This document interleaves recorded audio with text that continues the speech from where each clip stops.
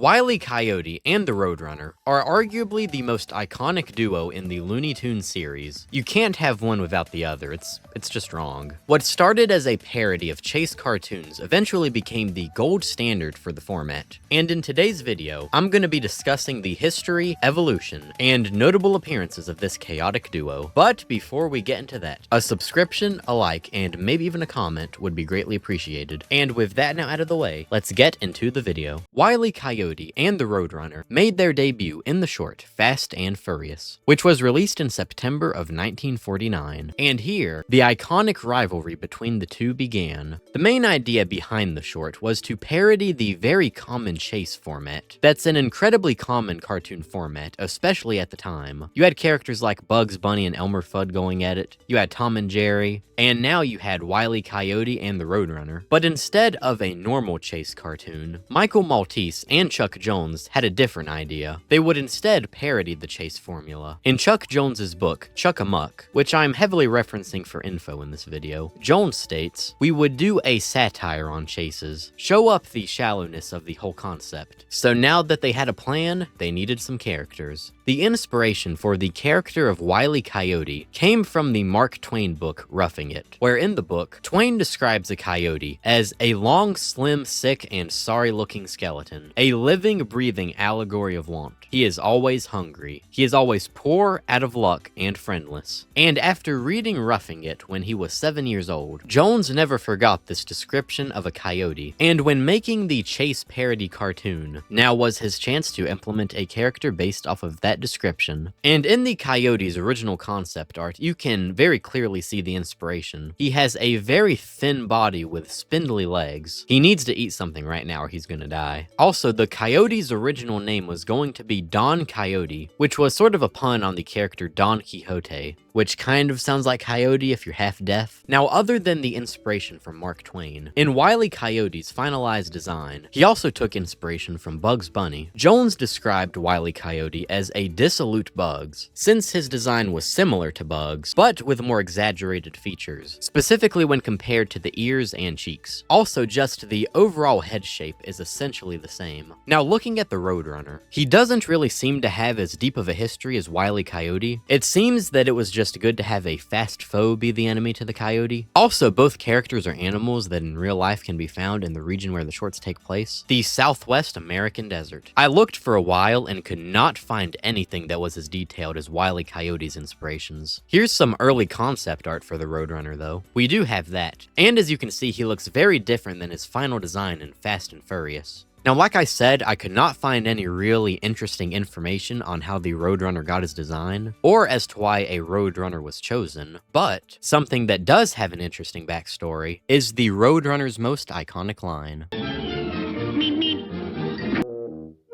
Meep, meep. Meep, meep. This noise was done by Paul Julian, who was a background artist on some of the Looney Tunes shorts. One day, he was traversing the studio and was holding several background paintings, and in a fun little way to get people to move out of his way, he made a noise that was meant to sound like that of a car horn, and Chuck Jones noticed this sound and liked it. So it was sped up and put into the first Coyote and Roadrunner short, as the only spoken dialogue between the two characters. And in case you were wondering, Roadrunners do not in fact make that noise, which sucks because it would be hilarious if they did. Another iconic part of the Wile E. Coyote and Roadrunner shorts is the ACME Corporation, the ones who provide Wile E. Coyote with his vast array of gadgets and gizmos, which he uses to try and catch the Roadrunner, but they end up backfiring on him in a humorous way. Now, you may be thinking, Acme. That's an odd name. And you would be right, it is a bit of an odd name. But its origin is actually not Looney Tunes related at all. Firstly, it's an actual word, which if you're like me, you probably did not know that and thought it was like a nonsense word. It's a Greek word that essentially means the same thing as peak. Now, why was it chosen for the name of the company? Well, it was essentially like the most common and basic name for a corporation. In Yellow Pages, this thing right here, businesses in the book were ranked alphabetically, and it was very common for them them to use the word ACME in their name. Due to it beginning with the letters A and C, those letters would make it so that the businesses with the name ACME would be on the very first page of the book, since it was ranked alphabetically, and also it was just a good name, as its name essentially meant top of the line with the context it was used in. So it was used as the name of the corporation in the Coyote and Roadrunner cartoons, since it was just an extremely common name. It's kind of like John Doe, where it's just a very common, typical placeholder sort of name. Okay, that's enough backstory. Let's talk about the actual short now. It stars the Roadrunner, whose scientific name is Accelerati incredibus, and Coyote, whose scientific name is Carnivorus vulgaris. As you can see, he did not have the Wile E. Coyote name yet, that would come later. And the Coyote really wants to eat the Roadrunner, so he spends the entire short trying a bunch of plans and contraptions to catch the Roadrunner that inevitably backfire on him in humorous ways. Now this is noticeably different from the other Looney Tunes shorts I've discussed, as each plan that the Coyote comes up with are split by the use of black screens, where it fades out after each gag. So it's just like rapid fire gag after gag, as it's a lot easier to have a lot of funny scenes when you don't have to worry about setup, but instead just start in the middle of the action. The best one is when the Coyote paints a fake tunnel, and the Roadrunner physically travels through it. That's a fun bit. When the short released into theaters, it was a big hit, but not for the reason that Jones and Maltese intended. Pretty much no one picked up on the fact that it was meant to be a satire on chase cartoons, and just assumed it was, you know, a normal chase cartoon. Jones in his book said that it was an absolute and dismal failure as satire. Now, even though the audience did not recognize it as a parody, it was still a major hit, and the two new characters introduced were incredibly popular. The idea was for both the Coyote and the Roadrunner to just be used one time and then thrown away, not to be used again, but you know, due to their popularity, they were indeed used again. Now, 3 years later, in 1952, we would get the short Operation Rabbit, which starred Bugs Bunny and Wile E. Coyote, but no Roadrunner. It's kinda odd how in the second ever appearance for Wile E. Coyote, he was separated from his main foe, but here Wile E. Coyote got a new rival, Bugs Bunny. In the short, Wile E. Coyote is essentially a mad inventor who creates a bunch of different, things to try and eliminate Bugs so he can eat him. But each time he's outsmarted by Bugs. He's clearly a genius when it comes to like inventing stuff, but he definitely lacks some common sense, which Bugs exploits. Also here, Wile E. Coyote speaks. And wanna take a guess as to who voiced him? Yep, it was Mel Blanc. And him speaking is weird on its own, but he was given this like fancy posh accent, which you would not expect to hear out of such a scraggly looking character. And it perfectly displays his pompous beliefs about himself that are incredibly incorrect. This was also the first time that his full name of Wile E. Coyote got revealed, as in his original appearance he was simply referred to as Coyote. Allow me to introduce myself. My name is Wile E. Coyote.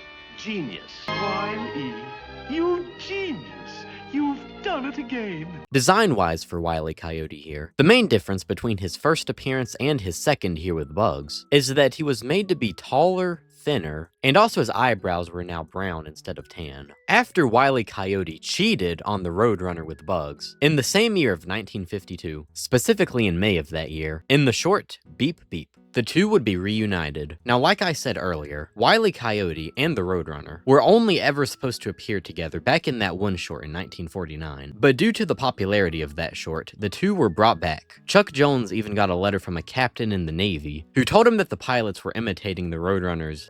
Meep, meep. The short is a perfect sequel to the original, but there's not really too much to mention about the short itself. It's just the same thing as the original. Wile E. Coyote tries to catch the Roadrunner with a crazy plan of his. It backfires, fade to black, new plan. Since this was the Roadrunner's second ever appearance, he did get some design changes. His neck was now longer, but overall he became more thin. The plume, or whatever that is on his head, is a bit larger. Oh, and his tail was thicker yet shorter. Now for Wile E. Coyote, he had the same design that he had in his previous appearance, except his eyebrows were now tan again, instead of being brown, which is a better look. It's easier to differentiate them when a different color is used. The next short to star both Wile E. Coyote and the Roadrunner was Going Gosh, which released in August of 1952. And honestly, there's nothing really to say about this short. It's pretty much the same as the other ones, just, you know, different gags. Now, I'm not gonna bother mentioning every Wile E. Coyote and Roadrunner short, as they are all just pretty much the same thing. The formula in the first short was just so good that all the ones that came after followed it. But don't you worry, there is still plenty of other stuff to talk about. One thing that I gotta mention are the backgrounds in the shorts, specifically the ones by Maurice Noble. In the first few Wile E. Coyote and Roadrunner shorts, the backgrounds are pretty typical, nothing too special. But as the series progressed, they became more and more stylized, and to a degree bizarre. It was a really unique look. I particularly like the, for lack of a better word, scribbly look that it has. It looks more rough, and I feel like it fits the vibe of the shorts.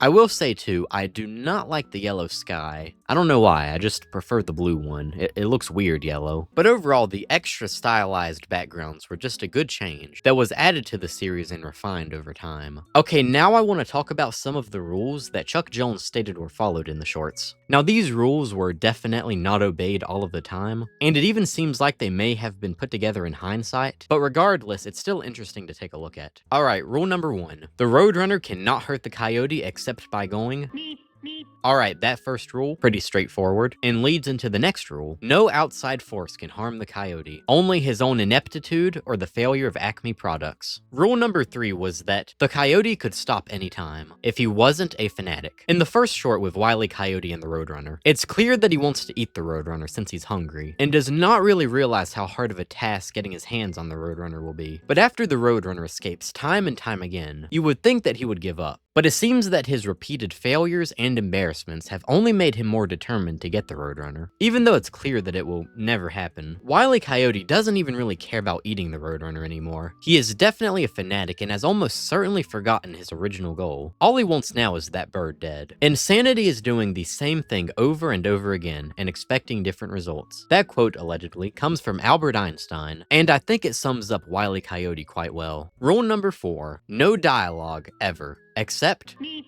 meep. and as a way to circumvent the characters not speaking, they use signs. Rule number 5, the Roadrunner must stay on the road, or else logically he would not be called Roadrunner. That rule's a bit odd to me. Isn't that implying that he is not the animal Roadrunner, but instead a different bird who is only called Roadrunner since he runs on roads? If so, that begs the question, what kind of bird is the Roadrunner?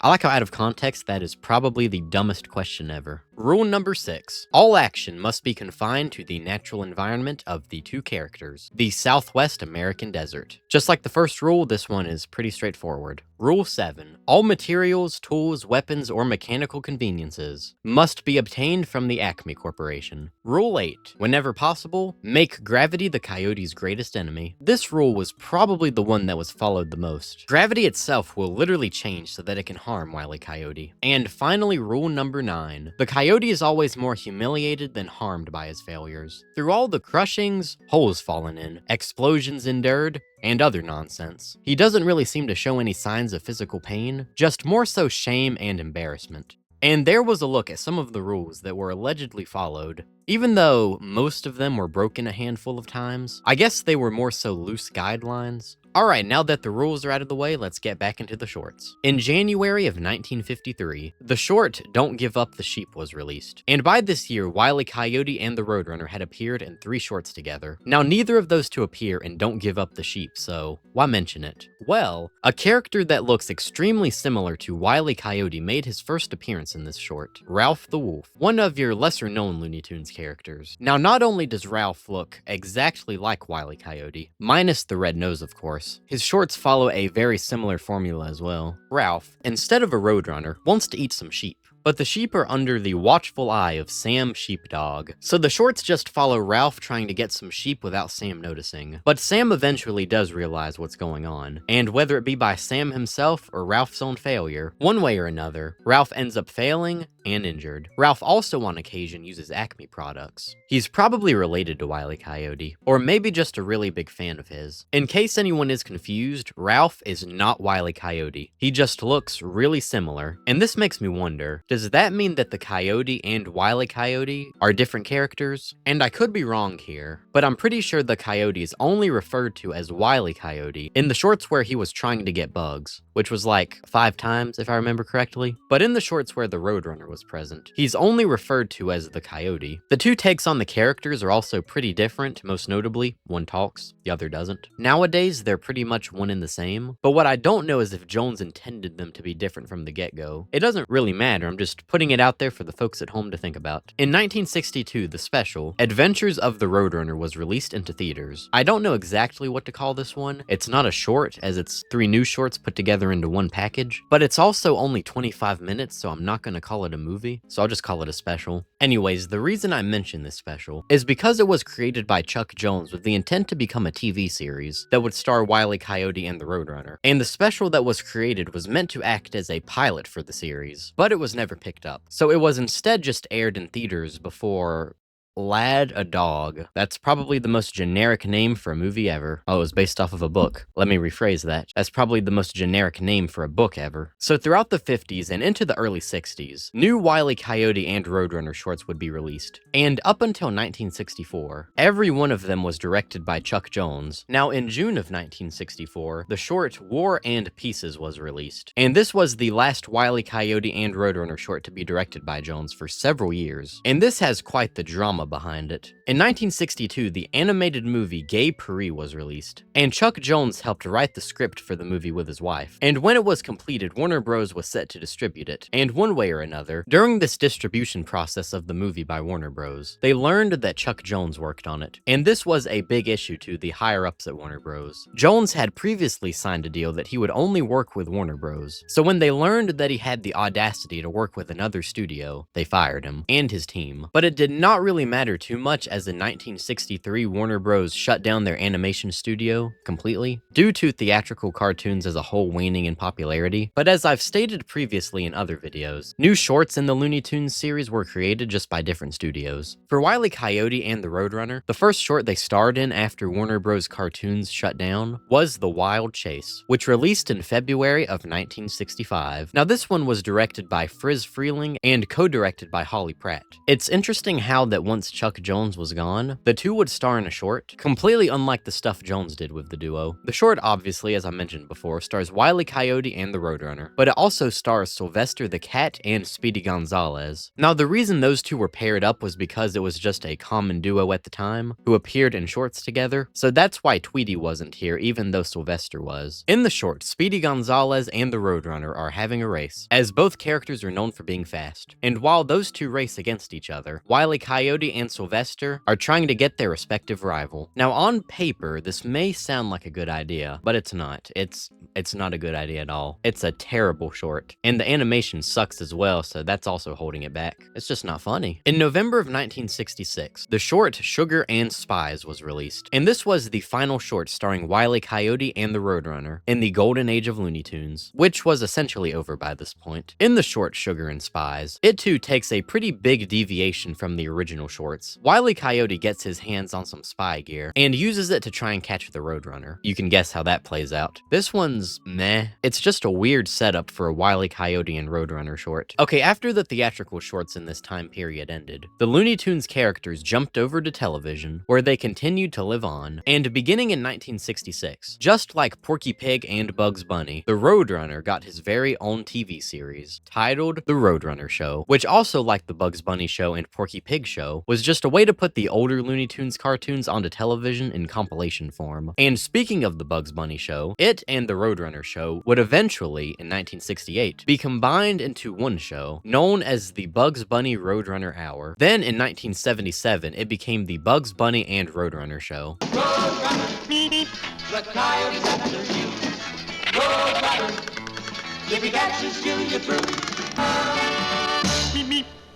The Bugs Bunny Roadrunner Hour. Wile E. Coyote and the Roadrunner also made appearances in a show that was not made strictly for Looney Tunes content, and that was in the PBS series The Electric Company, which was an educational show for children. And Chuck Jones returned here and directed the shorts featuring the duo. Now, Wile E. Coyote and the Roadrunner were not a common appearance on the show. They were hardly in it when compared to the show's almost 800 episodes, and this is probably going to be the only time you see Wile E. Coyote and the Roadrunner not engage in any slapstick shenanigans, since it was made for young kids and had more of an emphasis on the educational value for the show. In 1979, the Roadrunner got a movie, well, half of one at least, and that movie was the Bugs Bunny and Roadrunner movie. And this was pretty much just the Bugs Bunny Roadrunner show as a movie. It had some new animation made for it, but it was mostly just a compilation of older shorts that featured both Bugs Bunny and the Roadrunner. And the new animation made was just to connect some of the shorts together. Also in 1979, specifically in November of that year, the short Freeze Frame first aired, and it was part of a Christmas television special starring Bugs Bunny titled Bugs Bunny's Looney Christmas Tales. And it consisted of 3 brand new shorts made specifically for the special, and one of those was a new Wile E. Coyote and Roadrunner short. And this one was directed by Chuck Jones, who returned to Warner Bros. After their little breakup 15 years prior. And it's a pretty fun short. It fits the Christmas theme of the overall special as it takes place in a snowy area, which is pretty different from Wile E. Coyote and the Roadrunner's regular habitat. So now that Jones was back at Warner Bros., he continued to direct Wile E. Coyote and Roadrunner shorts. In May of 1980, the TV special Bugs Bunny's Bustin' Out All Over first aired. And just like the previous special, this one contained 3 new shorts. And doubly like the last special, one of those was a Wile E. Coyote and Roadrunner short titled Soup or Sonic. And this short has an ending unlike any of the other Wile E. Coyote and Roadrunner shorts up to this point. At the end, Wile E. Coyote actually catches the Roadrunner, but there is one small hiccup. Literally, Wile E. Coyote is like the size of a tick.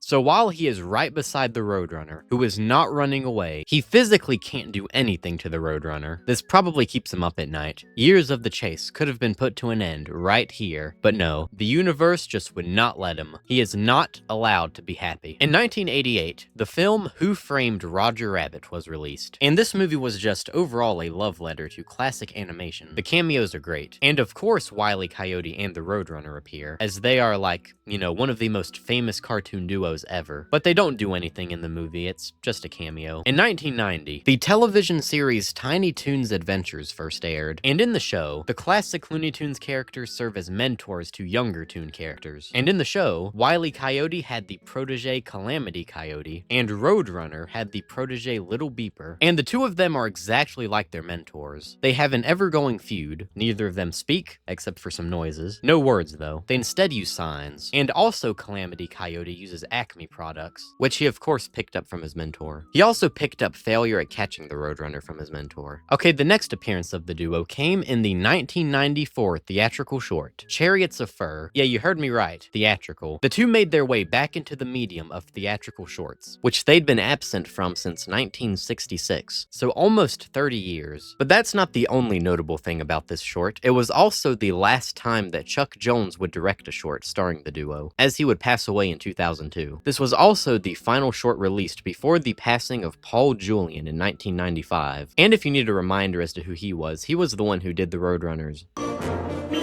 Wile E. Coyote and the Roadrunner would then appear in the 1996 film Space Jam, where they play basketball with Michael Jordan to save themselves and the other Toons from slavery. It's a weird plot. In 2000, the short Little Goat Beep was released, and here, for the first time, we get to see a baby Wile E. Coyote go after a baby Roadrunner. But that's not the only thing we get to see for the first time. We also get to see Wile E. Coyote's father, Cage E. Coyote. It's also revealed why Wile E. Coyote does not talk. His father tells him not to speak until he catches the Roadrunner. We'll just pretend that he did not speak in those few appearances with Bugs. Now, Wile E. Coyote and the Roadrunner being babies directly leads into their next appearance, which was in the show Baby Looney Tunes, that first aired in 2002, and the two would occasionally appear in the show. They were not part of the main cast, though. Wile E. Coyote and the Roadrunner would also appear in the 2003 theatrical film Looney Tunes Back in Action. Well, I mean, it was mostly Wile E. Coyote, but the Roadrunner was also there. Barely. But we don't care about that. What we care about are the bonus features on the DVD release of the movie, where a new short was added as a bonus, Whizzard of Ow. And if you thought Wile E. Coyote using spy gear was weird, wait until you get a load of Wile E. Coyote becoming a friggin' wizard. Yeah, Wile E. Coyote gets his hands on an ACME magic book, and tries to use it to catch the Roadrunner. But as you should have picked up on by now, that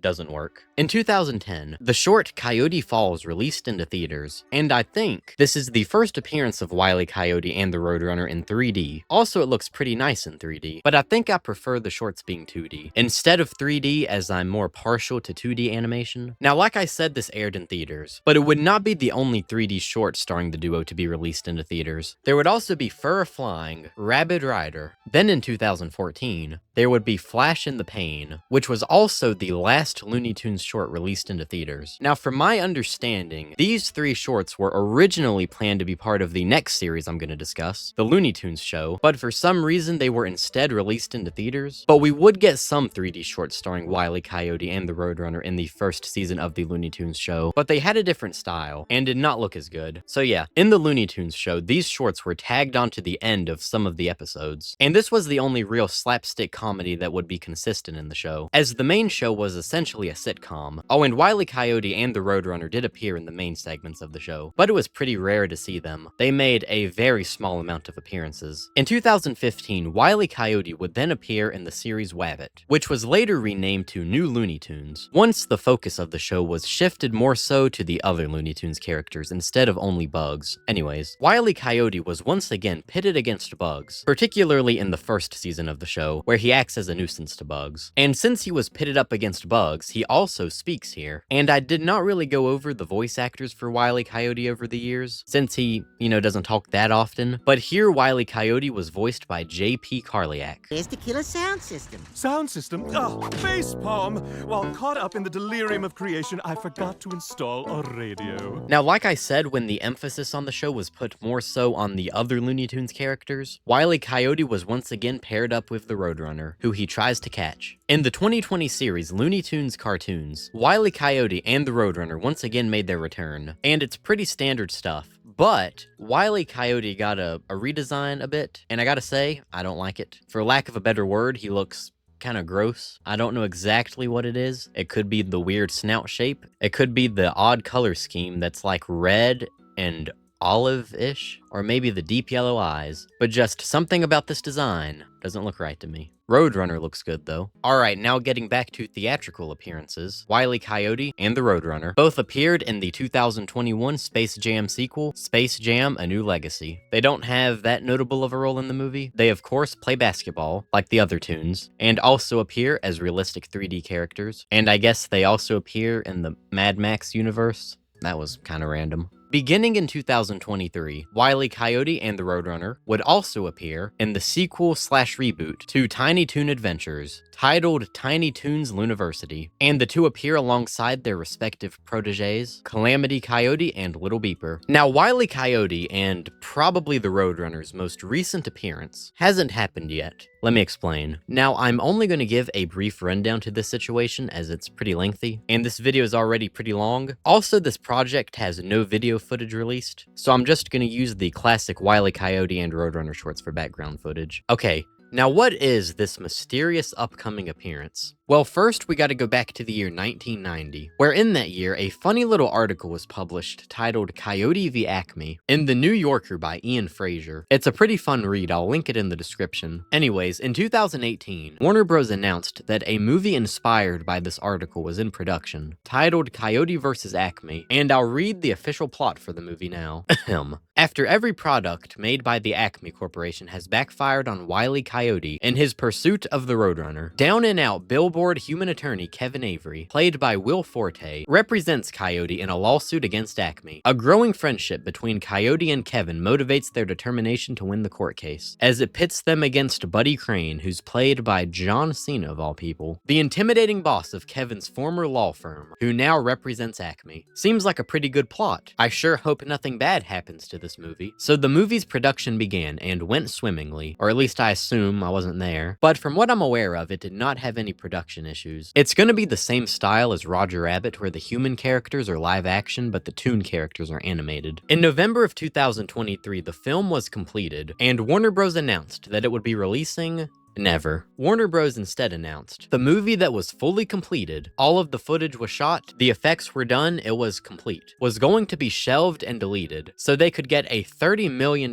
tax write-off, instead of putting money towards releasing the movie and then marketing it. And they were going to do this even though the movie had a $70 million budget and was, like I said before, completely done. They had so little faith in the movie that they decided it would be better to take a $40 million loss than to even attempt to roll it out into theaters, which was really messed up as it was done. The cast and crew on the movie were rightfully upset at this canceling of their hard work. But not only them, the internet was also not happy with this nonsense. So Warner Bros. Eventually backtracked their plans to shelve it after the critical response and shopped it around to a few studios. But they were being kind of weird about the whole thing. They did not want to negotiate the price at all and were not accepting counteroffers, and they wanted about $80 million for it. They almost double backtracked and went back to the idea of shelving it in favor of a tax write-off, but ultimately decided against that, and instead sold it to Ketchup Entertainment in March of this year for about $50 million.